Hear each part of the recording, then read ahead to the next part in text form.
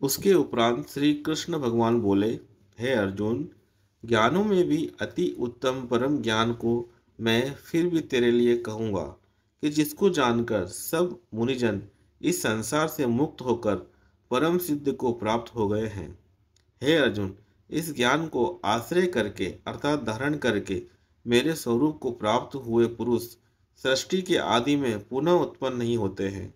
और प्रलय काल में भी व्याकुल नहीं होते हैं, क्योंकि उनकी दृष्टि में मुझ वासुदेव से भिन्न कोई वस्तु है ही नहीं। हे अर्जुन,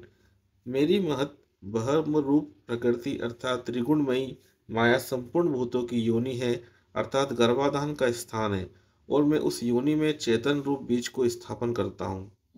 उस जड़ चेतन के संयोग से सब भूतों की उत्पत्ति होती है। हे अर्जुन, नाना प्रकार की सब योनियों में जितनी मूर्तियां अर्थात शरीर उत्पन्न होते हैं, उन सब की त्रिगुणमयी माया तो गर्भ को धारण करने वाली माता है, और मैं बीज को स्थापन करने वाला पिता हूँ।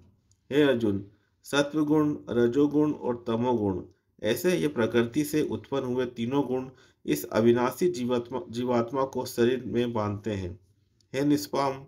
है निष्पाप, उन तीनों गुणों में प्रकाश करने वाला निर्विकार सत्वगुण तो निर्मल होने के कारण सुख की आसक्ति से और ज्ञान की आसक्ति से अर्थात ज्ञान के अभिमान से बांधता है। हे अर्जुन, राग रूप रजोगुण को कामना और आसक्ति से उत्पन्न हुआ जान, वह इस जीवात्मा को कर्मों की ओर उनके फल की आसक्ति से बांधता है। और हे अर्जुन, सर्वदेहाभिमानियों के मोहने वाले तमोगुण को अज्ञान से उत्पन्न हुआ जान, वह इस जीवात्मा को प्रमाद, आलस्य और निद्रा के द्वारा बांधता है। क्योंकि हे अर्जुन, सत्वगुण सुख में लगाता है और रजोगुण कर्म में लगाता है, तथा तमोगुण तो ज्ञान को आच्छादन करके अर्थात ढक के प्रमाद में भी लगाता है। और हे अर्जुन, रजोगुण और तमोगुण को दबाकर सत्वगुण होता है अर्थात बढ़ता है, तथा रजोगुण और सत्वगुण को दबाकर तमोगुण बढ़ता है, वैसे ही तमोगुण और सत्वगुण को दबाकर रजोगुण बढ़ता है। इसलिए जिस काल में इस देह में तथा अंतकरण और इंद्रियों में चेतनता और बोध शक्ति उत्पन्न होती है, उस काल में ऐसा जानना चाहिए कि सत्वगुण बढ़ा है। और हे अर्जुन, रजोगुण के बढ़ने पर लोभ और प्रवृत्ति अर्थात सांसारिक चेष्टा तथा सब प्रकार के कर्मों का स्वार्थ बुद्धि से आरंभ एवं अशांति अर्थात मन की चंचलता और विषय भोगों की लालसा, ये सब उत्पन्न होते हैं।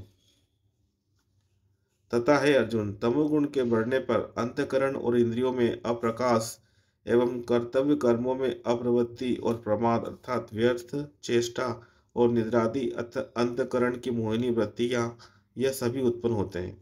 हे अर्जुन, जब यह जीवात्मा सत्वगुण की वृद्धि में मृत्यु को प्राप्त होता है, तब तो उत्तम कर्म करने वालों के मल रहित अर्थात दिव्य सर्वागिदि लोकों को प्राप्त होता है। रजोगुण के बढ़ने पर अर्थात जिस काल में रजोगुण बढ़ता है, उस काल में मृत्यु को प्राप्त होकर कर्मों की आसक्ति वाले मनुष्यों में उत्पन्न होता है, तथा तमोगुण के बढ़ने पर मरा हुआ पुरुष कीट पशु आदि मूढ़ योनि में उत्पन्न होता है। क्योंकि सात्विक कर्म का तो सात्विक अर्थात सुख ज्ञान और वैराग्य आदि निर्मल फल कहा है, और राजस कर्म का फल दुख एवं तामस कर्म का फल अज्ञान कहा है। सत्वगुण से ज्ञान उत्पन्न होता है और रजोगुण से निसंदेह लोभ उत्पन्न होता है, तथा तमोगुण से प्रमाद और मोह उत्पन्न होते हैं और अज्ञान भी होता है। इसलिए सत्वगुण में स्थित हुए पुरुष स्वर्गादि उच्च लोकों को जाते हैं, और रजोगुण में स्थित राजस पुरुष मध्य में अर्थात मनुष्य लोक में ही रहते हैं, एवं तमोगुण के कार्य रूप निंद्रा प्रमाद और आलस्य आदि में स्थित हुए तामस पुरुष अधोगति को अर्थात कीट पशु आदि नीच योनियों को प्राप्त होते हैं। हे अर्जुन, जिस काल में दृष्टा अर्थात समष्टि समष्टि चेतन में एकाकी एक ही भाव से स्थित हुआ साक्षी पुरुष तीनों गुणों के सिवा अन्य किसी को करता नहीं देखता है, अर्थात गुण ही गुणों में बरतते हैं ऐसा देखता है, और तीनों गुणों से अति परे सच्चिदानंद घन स्वरूप मुझ परमात्मा को तत्व से जानता है, उस काल में वह पुरुष मेरे स्वरूप को प्राप्त होता है। तथा यह पुरुष इन स्थूल शरीर की उत्पत्ति के कारण तीनों गुणों को लंघन करके जन्म मृत्यु वृद्धावस्था और सब प्रकार के दुखों से मुक्त हुआ परमानंद को प्राप्त होता है। इस प्रकार भगवान के रहस्य को युक्त वचनों को सुनकर अर्जुन ने पूछा कि हे पुरुषोत्तम, इन तीनों गुणों से अतीत हुआ पुरुष किन किन लक्षणों से युक्त होता है, और किस प्रकार के आचरण वाला होता है, तथा है प्रभु, मनुष्य किस उपाय से इन तीनों गुणों से अतीत होता है। इस प्रकार अर्जुन के पूछने पर श्री कृष्ण भगवान बोले, हे अर्जुन, जो पुरुष सत्वगुण के कार रूप प्रकाश को और रजोगुण के कार रूप प्रवृत्ति को तथा तपोगुण के कार रूप मोह को भी न तो प्रबत होने पर बुरा समझता है और न निर्बत होने पर उसकी उनकी आकांक्षा करता है, तथा जो साक्षी के सदृश स्थित हुआ गुणों के द्वारा विचलित नहीं किया जा सकता है और गुण ही गुणों में बरतते हैं, ऐसा समझता हुआ जो सच्चिदानंद घन परमात्मा में एक ही भाव से स्थित रहता है एवं उस स्थिति से चलायमान नहीं होता है, जो निरंतर आत्म भाव में स्थित हुआ दुख सुख को समान समझने वाला है तथा मिट्टी पत्थर और सुवर्ण में समान भाव वाला और धैर्यवान है, तथा जो प्रिय और अप्रिय को बराबर समझता है और अपनी निंदा स्तुति में भी समान भाव वाला है, तथा जो मान और अपमान में सम है एवं मित्र और वैरी के पक्ष में भी सम है, वो संपूर्ण आरंभों में कर्तापन के अभिमान से रहित हुआ पुरुष गुणातीत कहा जाता है। और जो पुरुष अभिवे अभिविचारी भक्ति रूप योग के द्वारा मेरे को निरंतर बसता है, वह इन तीनों गुणों को उसी प्रकार उल्लंघन करके सच्चिदानंद घन ब्रह्म में एक ही भाव होने के लिए योग्य होता है। हे अर्जुन, उस अविनाशी परम ब्रह्म को